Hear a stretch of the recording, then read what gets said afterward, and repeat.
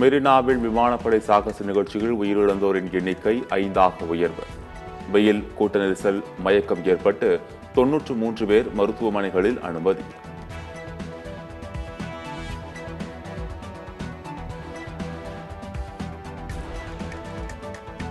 விமான சாகச நிகழ்ச்சியை பார்வையிட்ட சிலர் உயிரிழந்திருப்பது அதிர்ச்சியையும் வேதனையையும் அளிக்கிறது. முறையான பாதுகாப்பு கொடுக்க தவறியதாக தமிழக அரசுக்கு எதிர்க்கட்சித் தலைவர் எடப்பாடி பழனிசாமி கண்டனம். மெரினாவில் விமான சாகச நிகழ்ச்சியை காண 15 லட்சம் பேர் திரண்டதால் முடங்கி போன சென்னை மாநகரம். சாகச நிகழ்ச்சி முடிந்து 6 மணி நேரத்திற்கு பிறகே முக்கிய சாலைகளில் போக்குவரத்து சீரானது.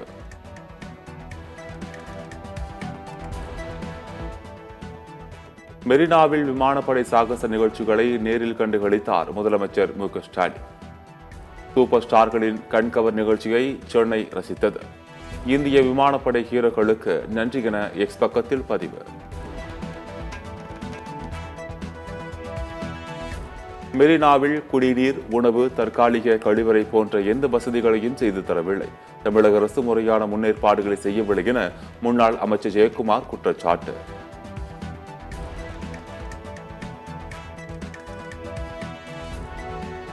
கோவாவில் பாஜக வேண்டுமென்றே வகுப்புவாதத்தை தூண்டுகின்றது. எதிர்க்கட்சித் தலைவர் ராகுல் காந்தி குற்றச்சாட்டு.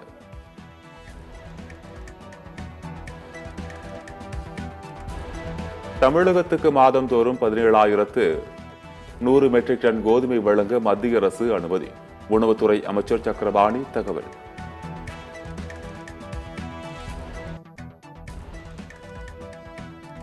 சென்னை அடுத்த தாழங்குப்பத்தில் பேருந்து நிலையத்தை பேனர் வைத்து மறைத்த தமிழக வெற்றிக் கழகத்தினர். பேருந்து நிலையம் எங்கே என்று தேடும் நிலைக்கு தள்ளப்பட்ட மக்கள்.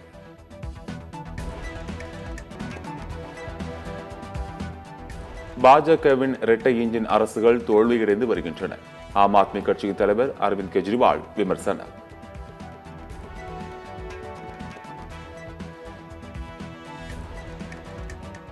தமிழகத்தில் கஞ்சா தவிர்த்த ஏனைய போதைப் பொருட்களை தமிழக காவல்துறை கைப்பற்றவில்லை. ஆளுநர் ஆர் என் ரவி குற்றச்சாட்டு.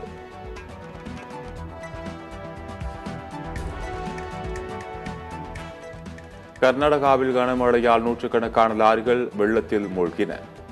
வெள்ளாரியில் லாரிகளை வெளியே எடுக்க முடியாமல் ஓட்டுநர்கள் தவிப்பு.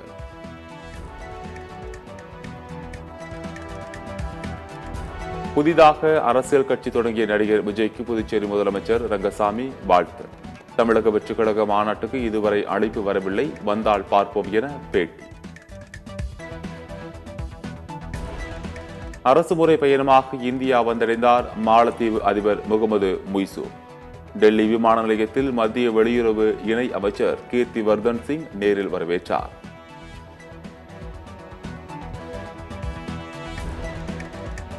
கொரோனா ஊரடங்கால் நிலவின் வெப்பநிலை சரிந்ததாக இந்திய விஞ்ஞானிகள் ஆச்சரிய தகவல்.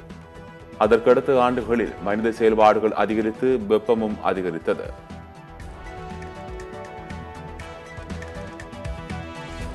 மகளிர் T20 உலகக்கோப்பை கிரிக்கெட் போட்டியில் இந்திய அணி வெற்றி. துபாயில் நடந்த ஆட்டத்தில் பாகிஸ்தான் அணியை வீழ்த்தியது இந்திய அணி.